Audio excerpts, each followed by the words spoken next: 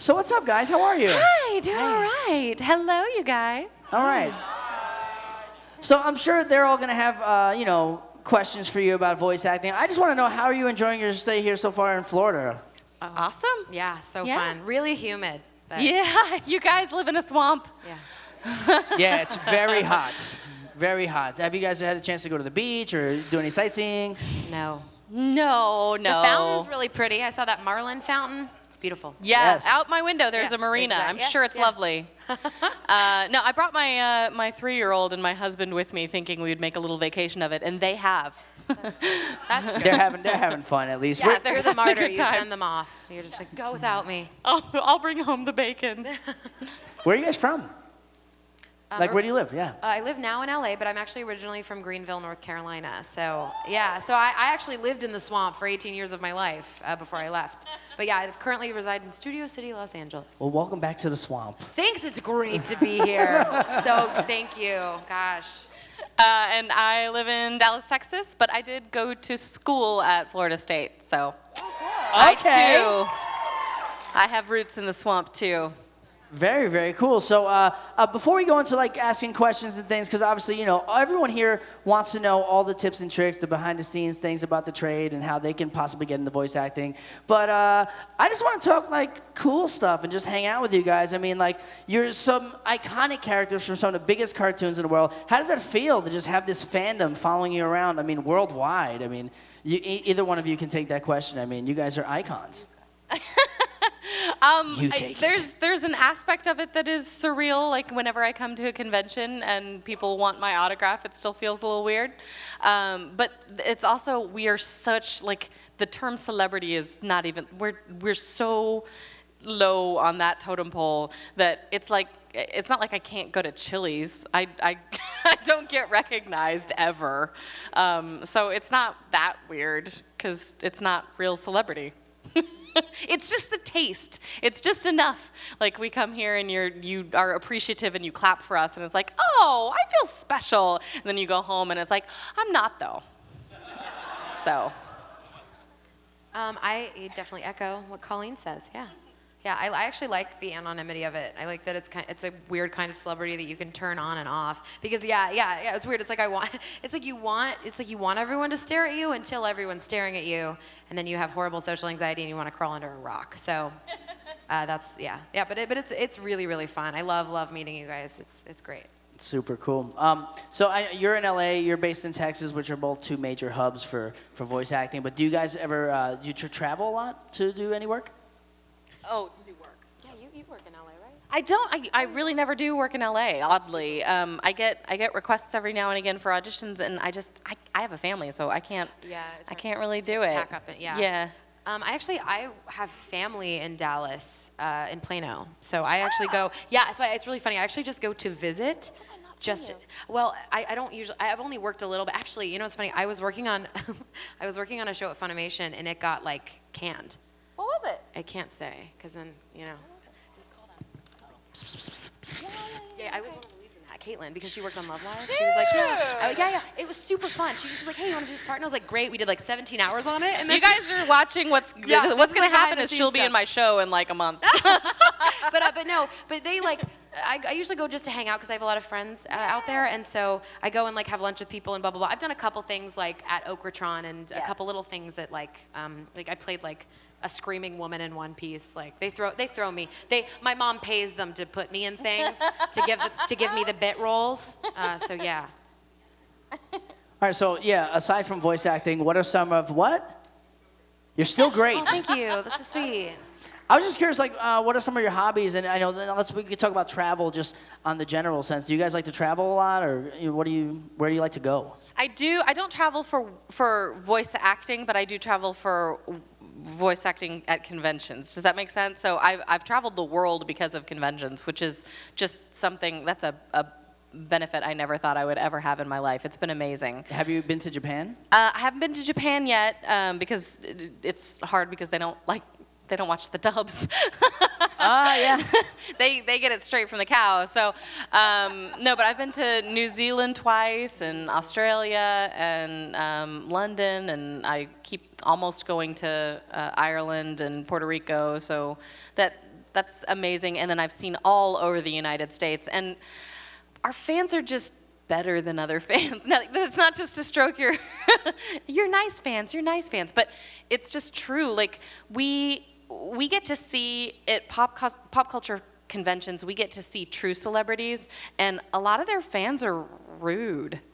You guys are nice. Yes. Wow. It's like they feel like they, yay, Josh! Look who it is! Beep, beep, beep, beep, beep. That's called making an entrance, ladies and gentlemen. Give it up for Josh, everybody. Josh is here. Hey, how's it going, guys? So I was saying our fans were awesome. I agree.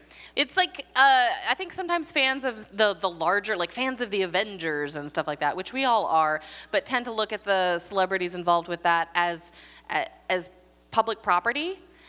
Whereas our fans think of us as people, partly because really we're just interacting with you more, and so you get a bit more of actually who we are, and we can engage with you on a more granular level. So I think you're just nicer to us because you think of us as people, and I think of Chris Hemsworth as just my property. That's so weird. Me too. Yeah. Me too. I'll fight you. And you'll win, so I'm going to back out of that Challenge. fight. I'll take Jeremy Renner. It's fine. Oh, that's a good backup. Shorter, I'll but arm wrestle you for Hemsworth. you should ask Josh the traveling for work question. Yeah. What was it? Well, where are you from, by the way? Native Texan, born and raised. Okay, so- I grew up just about an hour and a half south of Dallas, so I didn't go far. Well, yeah, we had mentioned, L.A. and Texas are very big hubs for voice acting. I was curious if you traveled for work, and then side question, do you travel just for fun and recreation? Sometimes I do travel for work. I've traveled out to LA a couple of times mostly for video games. But I don't really get the opportunity to travel like just recreational very often. But like I get sent everywhere these days now for cons, so I kind of consider that my travel.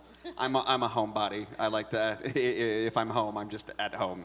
All right, He so actually truly works in LA and Texas, so that's if you had a dream location that you could travel to, like for me, it's Japan for sure. Yeah.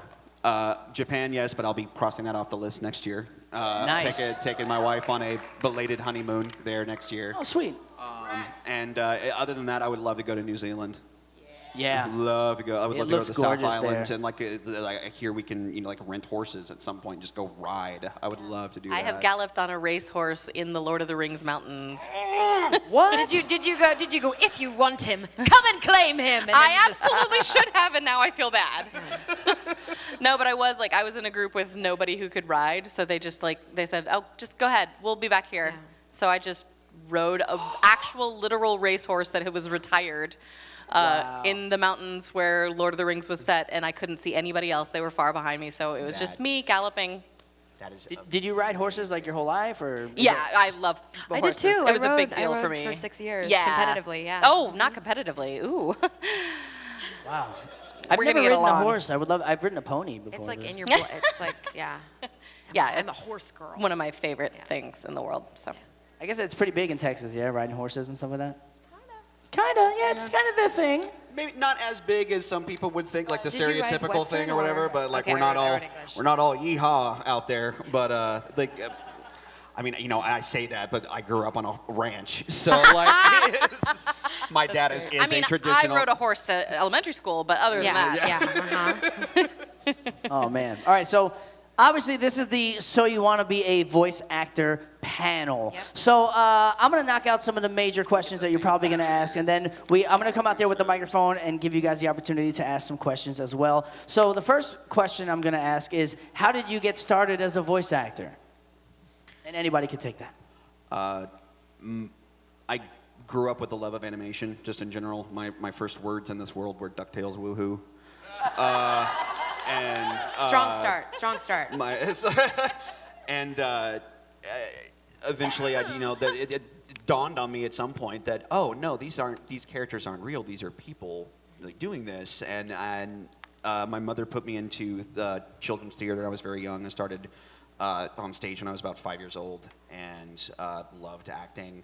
Stuck with it all the way through high school, and eventually, realized, oh wait, okay, so I love acting, I love animation, and we'll marry those two. And discovered anime at some point along the way as well, and found out that Funimation and ADV were both in my neighborhood pretty much. So I just kind of sought out to try and get into them, and I did. And they liked me enough to keep using me, and it's Very 13 years later now. It's ridiculous. Did you just? I honestly don't know. Did you just audition? Like, Yeah. that's how you got in, or did you know somebody? Someone who worked for ADV Films Austin division back when they still had that going, went to high school with someone that got me the number that I knew, that got me the phone number for them, and I just called in and got on an audition list. Yeah, and they brought me That's in the for... most pure answer to this question I've ever heard. Like Yeah. a fan from way back, and you sought it out, and you actually auditioned. Nobody got you in the back door or anything. That's awesome. Yeah, it was very lucky. Though. I mean, Yeah. just knew the right person to, at least get that phone number. But yeah, That's cool. Yeah, I cheated. My best friend was a voice actor for Funimation. Laura Bailey was a voice actor for Funimation, and she and I did a play together, and that's how we met. I mean, I've been an actress since I was 12, so it's not like I wasn't trained, but she took me up to the studio to watch her record, which was her way of very kindly trying to get me in the door. And so I watched her record some Dragon Ball GT with Chris Bevins, and then at the end of the session, he asked if I wanted to get in the booth and try something because he knew what was up. And so I got in the booth, and he had one woman screaming, and so I scream. And that was what got me the audition for Rachel in Case Closed. And oddly, the audition for Rachel in Case Closed got me the part of Eclair in Kitty Grade without auditioning for that one, and that was my first role. Very cool. Cool. Well, I did theater forever, like since I was 10, I think. I was just doing like local theater and stuff, and all through high school, it was pretty much the only thing that I really stuck with. And when I was 18, obviously I applied for colleges, and I went up to New York and auditioned for a bunch of schools and ended up getting into UCLA for theater. And I moved out to LA when I was 18 and graduated with my Bachelor of Arts. And our senior year, they always bring in a bunch of industry professionals. And Fred Tatasciore, actually, he Soldier 76, graduated from my program, and a couple other pretty big people. And so they would bring, and Nancy Cartwright, actually, too, which is crazy. Yeah, we had some really cool alumni. And so they came in and they talked to us, and this other guy came in, his name was Richard Tatum, and he did a little workshop and then left. And everyone, all my friends knew, because I'm a huge fan of anime and animation and video games. Like, y'all, all I do with my life is play Overwatch. Literally all I do. Yeah. And so I remember when he came in, everyone was like, "Oh, Erica's gonna love this, herb derp, like yay!" And I was like, "Hey, it's me, I'm Erica." And I came in and so we did like a couple little. He was like, "Okay, be a dragon. Okay, you be this, you be that." And he left, and I actually looked him up. Like I looked up his website, and I was like, "Hey, can you make me some demo reels? Is that what you have to make to like do voiceover?" Because upon graduation, like my whole thing was like I wanted to do film. And so I figured, I was like, okay, well, the chances of pretty much making it in any facet of this industry are very slim, so why put all my eggs in one basket? So I reached out to him. I had him make me a commercial demo and an animation demo. And I remember he was like, okay, well, I was applying to on-camera agents, so I was like, why don't I just apply to a few what's it called? Voiceover agents, sorry, yeah. And it's the last day, I am dead inside. But I applied to a few voiceover agents. I started applying and promptly not getting responses, getting rejected, blah, blah, blah. And he was like, hey, I'm with this agency, Atlas Talent, I'd be okay to walk you in if you want me to. And I walked in, and I remember sitting down, and they go, okay, so you have no credits, you're still in college, and you're not in SAG. We'll give you 3 months. We'll drop you, but we'll let you know what you need to work on. Yeah. And I've been with them for 3 years, and I just re-signed for 3 years with them. And Atlas Nice. is a good agency. Oh yeah, no, they're amazing. I love them. But yeah, basically that happened. And so what happened was my first few jobs, my first ever role in anything was a lead in an anime series. I had never done anything, and they were like, here you go, and I was like, why are you doing this to me? And so I did that, and then 8 months into auditioning and booking nothing with my agent, I booked the voice of Barbie, and that was kind of my first big thing that I did. So yeah. Super Yeah, cool. yeah. That's awesome. But I also I really didn't know anybody. I just kind of went, hey, I'm gonna try to do this thing. Obviously, I'm a trained actor or whatever, but yeah, I mean there are different ways. And I think like nepotism is a thing, but I think if It you can back is. it up, whatever. Well, that's true, You but know? I still like your story's better than my story. That's awesome. But the cool thing, I think, also just about this industry, whether it be voiceover or any other facet of it, is that there is no one way to get into it. It's No. like all forms are valid. Yeah. There's And- people that got their start in radio and worked into this, or Totally, just yeah. happened to fall. Yeah. Like, just very first gig was with like Jeremy Lee. She started with freaking Radio Disney, Right. and like then that.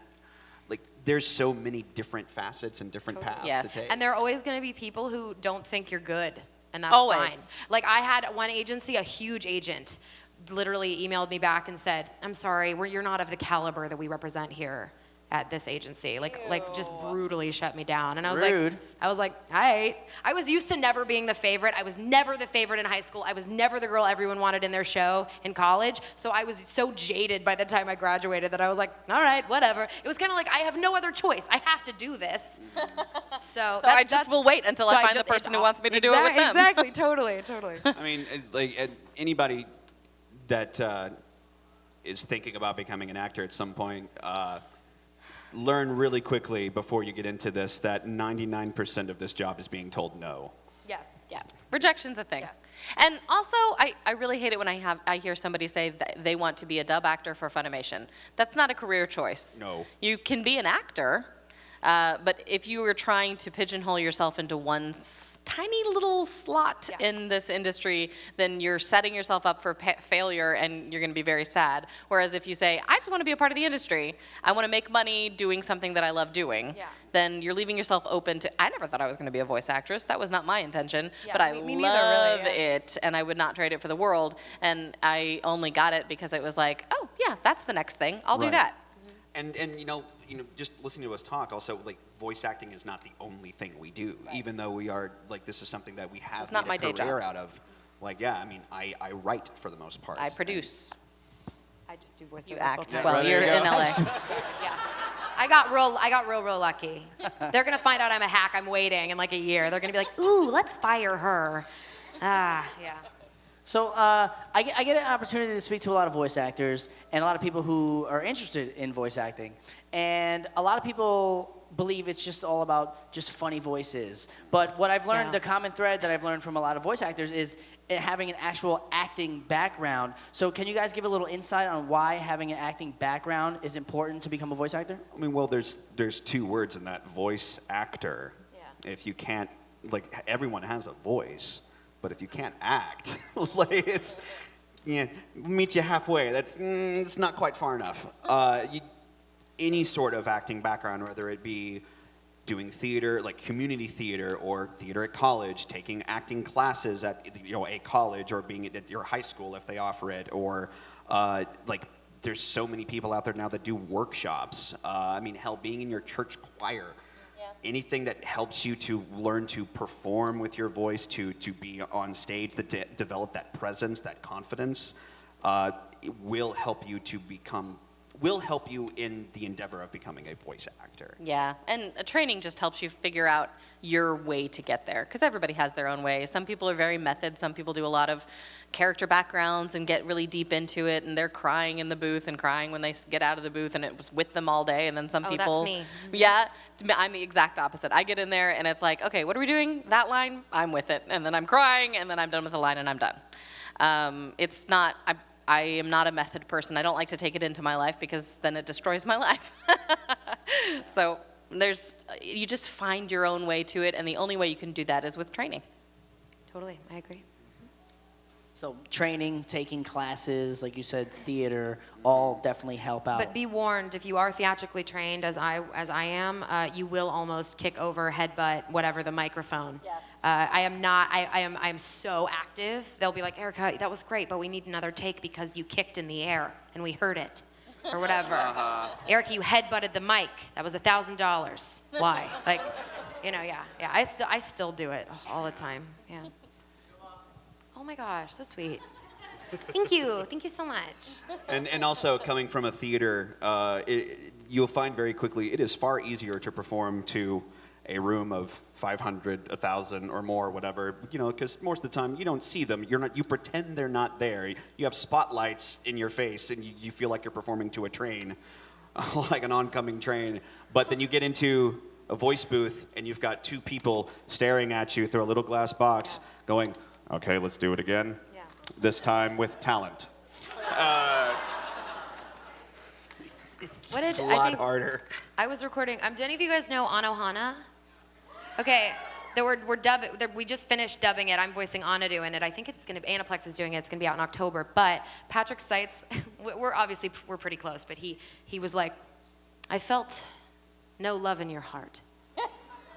Can you do that again? Like, those are the types of things that he says to me. I have a very thick skin. Yeah. Or he'll go, "Okay, I know that you didn't like it, but do it again so I like it." Wow. Wow. Do you ever get the,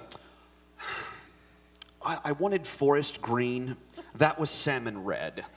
No, I don't think I've ever gotten that. One I've never time gotten only, colors. that was I'm so glad I never worked Yeah. with that director again. Yeah. It's just like, what is? Another director I'm close with has literally gone, "I don't believe you."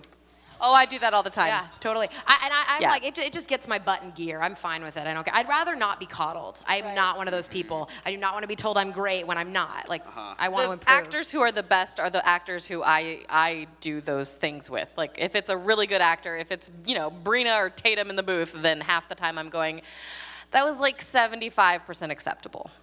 But if it's somebody that I feel like needs coddling, then there's probably a problem.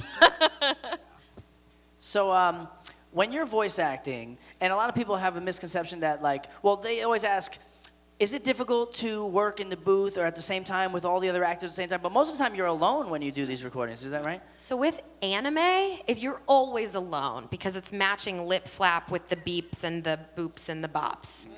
That was a horrible explanation. Literally forever alone. Yes, exactly.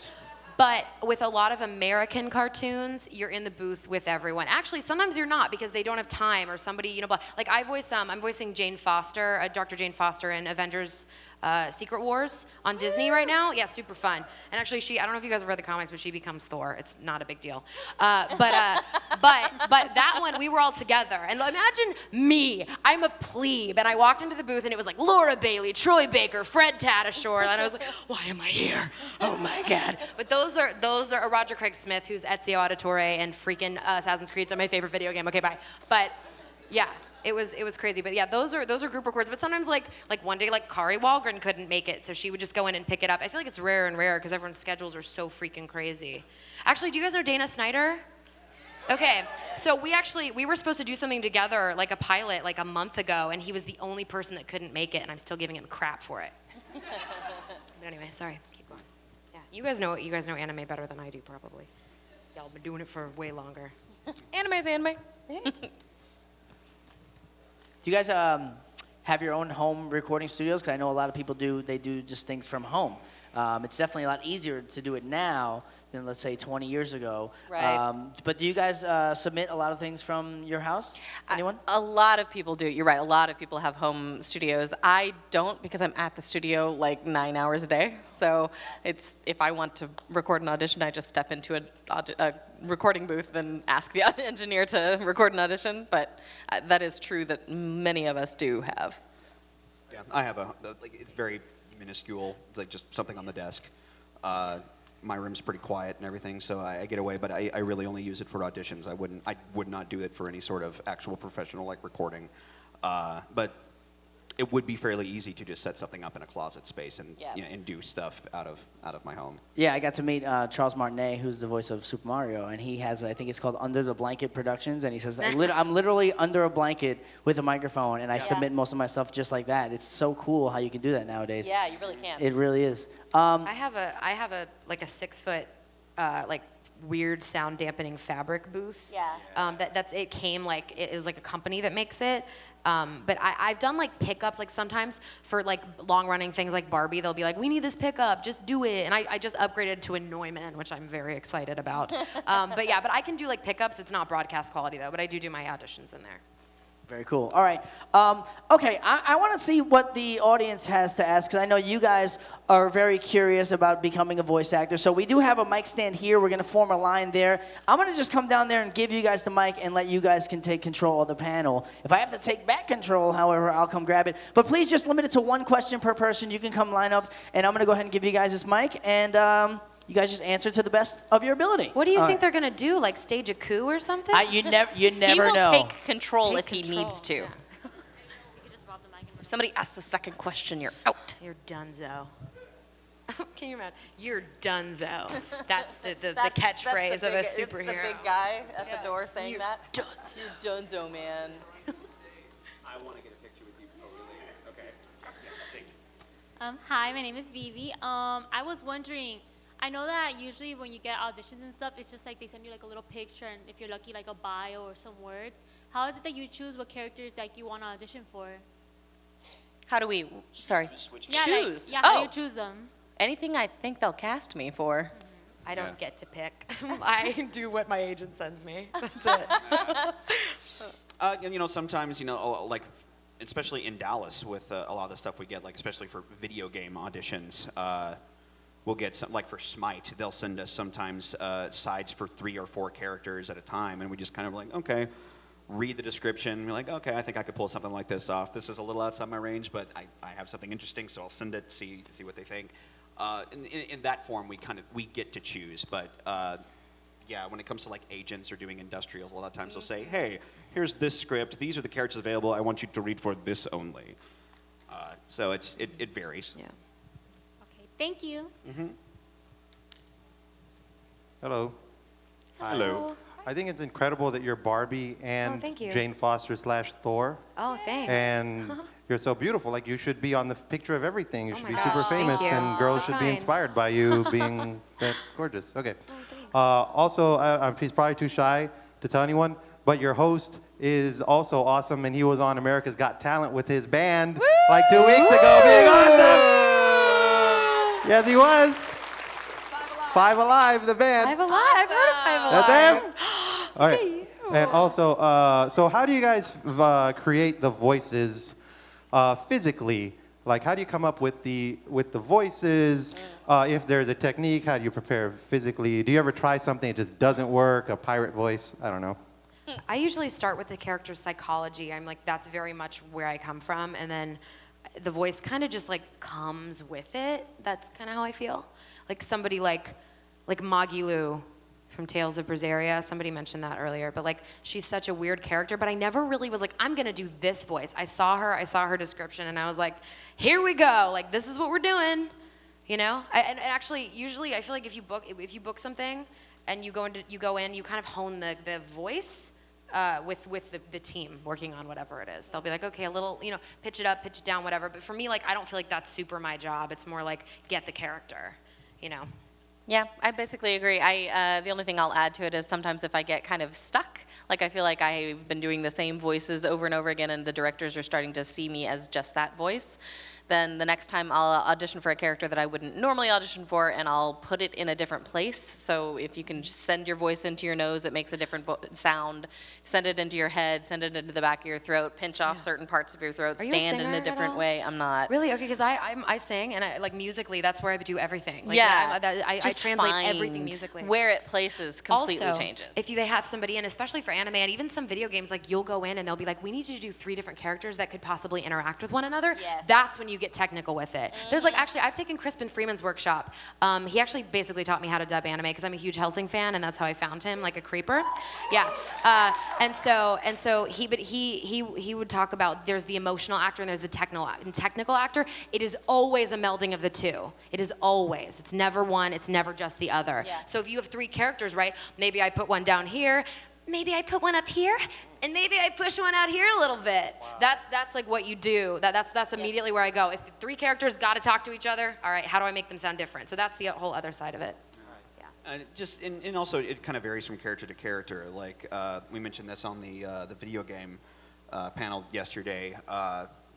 Sometimes in the booth, like, you know, coming from a stage background, you know, you're used to having the whole stage to kind of play around with, and so much of the performance is also using your body. In the booth, you don't have that. but you can still, you do the majority of the emotional, like all the emotional stuff is being conveyed solely through your voice. But there are ways where you could use your body to kind of help you get those sounds out. Like Colleen mentions, like if you're doing like a straining motion, like a character's having to push or pull against something, you'll do the opera thing where you just, you pull here, like just, and it helps you get that sound. Totally. Like anytime you're doing like fighting reactions, like in DBZ or something, if you're getting hit, then you literally will like just I punch. do that I do. motion, Yeah, I go. and it's- Ugh, like I actual. Yeah, totally. And you know, it depends on the character too. Like there have been times where you know, I've played like a very like a straight-laced military person, and I'll always have my arms behind my back, and that just kind of helps me get into the mentality and the physicality of that character. Or Kuranosuke from Princess Jellyfish, I had 2 motions in the booth for him. If he was just regular Okura, I'd be very relaxed, hands in my pocket, and just, hey, I'm Kuranosuke, how's it going? And if he's in drag mode, then it's leaning up against the wall with my hands on my hips. He's like, oh, it's fabulous, darling, you look great. And like just really get and use the hands and stuff like that. So anything like that that can help to just bring that voice and bring that character around, like that helps me. Thank you. Do you guys know Persona 5? Okay. I spent the entirety of my record for Futaba going like sitting like this. I would just always pretend like I was hunched over a desk typing. Thank you. Hello. I have a question particularly for Colleen. Being that, you know, some of your characters do a lot of yelling. You don't say. Being that there's such a variety, especially with like Luffy's yell compared to Riza Hawkeye's yell, what do you think would constitute a good scream? Oh, that's a good question. What constitutes a good scream? It's also a hard question. One thing I'll say, people talk about how much screaming must really shred my throat. The only time screaming shreds your throat is if you're doing something unnatural. Your body is meant to scream if it's in danger. So if you feel like you are in danger and you are screaming as you would normally scream, then it should just feel very natural, and it's not like it's gonna, your throat isn't tensing in the way that people think it will. Now, Luffy is completely different because Luffy is somebody that I don't naturally sound like, so I'm conforming my body to that sound. So yes, that absolutely hurts because it's not, my body isn't built to scream like that if I'm in danger. So I would say that a good scream comes from every part of your body. It comes from way down deep, and it cannot be thought out. You can't be thinking, okay, I have 2 seconds of this. You can't be thinking, I don't want it to go too high. I want it to sound really badass. There's no thought. You can't think. You just have to do. So what kind of warm-up do you think would help build up a good... There is no warm-up that can get me ready for Luffy. I can't express that enough. I cannot, there's no like preparing myself with deep vocal warm-ups that I learned in college that my body is gonna be like, okay, we're ready for Luffy now. No, that's not a thing. Sorry. I do drink a lot of water, and occasionally I'll do a little bit of Luffy's voice right before a session if I'm not playing Luffy. If I'm playing like Yuko or somebody, or Riza, or somebody with a very clean, clear voice, because Luffy clears the mucus right out of me. All right, thanks so much. Mm-hmm. How do you generally maintain your health in order to continue doing voice acting work? And have you ever been out of a job because you were not in the right health throat-wise? Well, I mean, a basic cold can sometimes put you out of work for a while. Yeah. And sometimes there's just nothing you can do about it. You just have to lose that work. I mean, and there are ways around it. Like everybody has their little concoctions and stuff, and things that like if you absolutely have to record, if there's a way that you can get your voice to sound as much like the character through the cold, you can come in and do it. But generally, if you get sick, you're down for the count until you're over We don't it. even want you at the studio. Yeah, because you're potentially getting everyone else sick, and that's going to halt production. They'd rather you, like an important lesson for me as someone who was newer and who didn't want to disappoint anybody, I realized very quickly that they would rather you just stay home and they reschedule you. I actually lost out. Oh no, I didn't lose out. I remember. It was this video game called Supernova. It was my first union video game I ever booked, and I got really, really sick. And I remember that the company wanted to recast me, and the director had worked with me once before, and he really fought to keep me on the project. So I almost lost out then. I got really sick a couple months ago, like straight up lost my voice for, it was like 3 weeks. It was really bad. And I actually just got my throat scoped by an ENT like last week, just to make sure everything was cool. And they were like, you have really small nodes, but that's pretty normal for someone in your line of work. So it's sort of like, if you're using it a lot, I also do a lot of battle chatter for video games, like Call of Duty and stuff. Yeah. And that's a whole nother animal. That is, you're wrecking your throat. At a certain line count, you're kind of screwed. You know what I mean? Like you know, and you leave and you don't work for like the next day or whatever. But yeah, so at some point, at certain points, like if like there was like a year where I was doing like a bunch of Barbie stuff and a bunch of anime and a bunch of video games, I would like, my voice would just be done at the end of every week. Like I remember being at the Mattel parking lot crying on a Friday because I didn't want to disappoint anyone, and I was like, I thought I could warm up out of it, and I just couldn't because it was just too much. Yeah. And that was hard. So sometimes it's why like the union is unavoidable. trying to make that not happen anymore. Oh, I will tell. Oh my God, yeah. Don't even get me started. Yeah, definitely.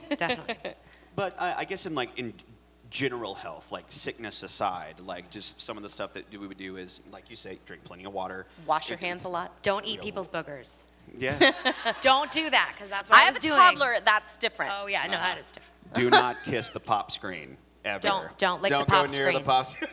Don't lick That it. made me throw up in my mouth a little bit. And yeah, like generally, like if we do feel ourselves, if we're just doing very strenuous stuff at the end of the week, if you, because most places generally don't record over the weekend, you go on vocal rest. You drink lots of hot tea. Before you go into a session, you only drink water. Don't drink anything with caffeine, nothing with sugar.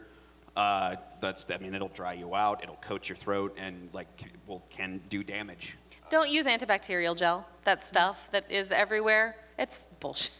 It doesn't do anything. If you're going to get a virus, that's not going to stop you from getting a virus. It's antibacterial, not antiviral. So all it does is make you more susceptible to getting sick later from something. You just ruined my life. Sorry. It's okay. I thought I was doing something good. I was not. I was never, yeah. Eat your fruits and veggies. Hi, my name's Danny. They already answered my question. So what do you guys recommend for someone who's starting off in the industry? Like, let's say they want to find work or they don't know where to start, per se. I'm going to say start looking for classes and workshops. Yeah. And my reasoning is not that it will train you, because it will, but that's not what anybody wants to hear. The reason is that the people who run those are generally in the industry. They know people. So like at Funimation at the moment, we have a bunch of voice acting workshops that are in the area run by Sunny Straight and Chris Rager, people who we know and trust. They run a workshop. If they like you, they suggest you, and we use you at Funimation. And aren't there are some people running workshops that like should not be running workshops? That is true. That's a thing too. That's a thing too. So it has to be somebody whose work you respect. Just make sure you do your research. Yeah. Or tweet someone. Just be like, yo. Yes. Tweet Colleen, or tweet the people that have are heavies and been in this industry a long time, and be like, yo, who should I Is be this taking the legit classes from? person? Totally. Yeah. Yeah. But Most how do people will you respond. find out when these workshops are held, or? Google voice acting workshops in Fort Lauderdale. And there are some vocal coaches who will do like Skype sessions. I know Crispin Freeman is an incredible actor, very, very trained. I know, right? Highly trained, dangerous man. No, I'm just kidding. But he does Skype like workouts and things. I think he's fabulous. If you guys want to learn how to dub anime or just create character archetypes or whatever. Yeah. Okay, thank you. If you want to get Jungian with it, just call Crispin. Totally. Hi there. I think it's safe to say that you guys and many other voice actors are some of my biggest inspirations of anything in the world. I want to know, who are your guys' biggest inspirations? For voice specifically, Mark Hamill. He like, when I found out, when I was a kid, when I found out that, not only realizing that he was the Joker, like my Joker from my childhood, and Luke Skywalker, my hero, but the fact that early in his career, one of the very first things he did, aside from television, he wanted to get into voice work, and one of the very first things he ever auditioned for was Kim of the White Lion. he wanted to get into anime and stuff, and he ended up voicing for Disney for the Ghibli dubs as well. And like when I realized that, I was like, oh my god, my idol works in anime. I like anime. Like it was that little final push that was like, you know what? No, I want to do this. I want to get as close to like what my idol does as I can, and that was the really big inspiration. I like people who use voice acting in film. So Cate Blanchett is big for me, Gary Oldman, people who use their physicality and their voice on film where it's easy to just rely on your physicality. But then keeping it personal, Lucy Christian is one of the best voice actresses I have ever met. She's amazing.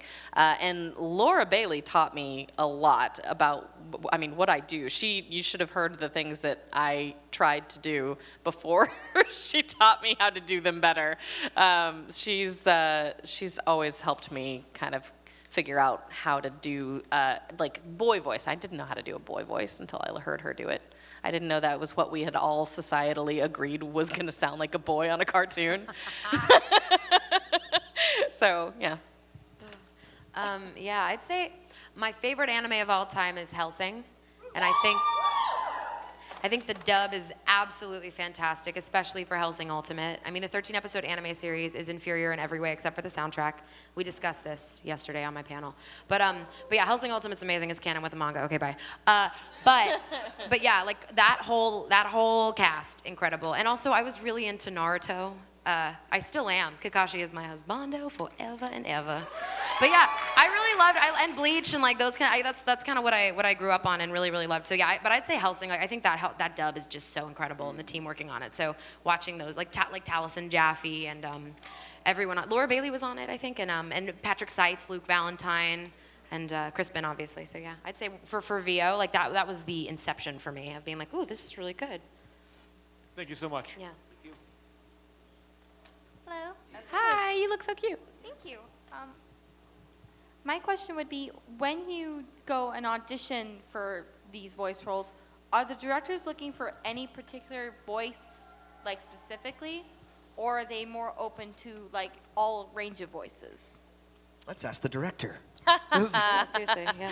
When I audition for something like My Hero, I am looking for a cross between what the Japanese did, so something that sounds close enough to the Japanese that the fans are going to feel like it's faithful, and the attitude and acting that I feel does justice to the character.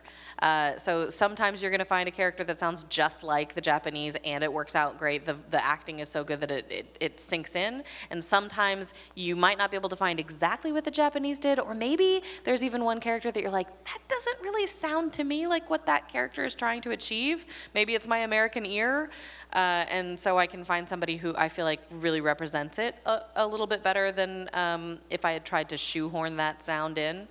So it really varies, honestly. I'm looking for somebody who sounds like the character looks and acts, and it sounds sincere.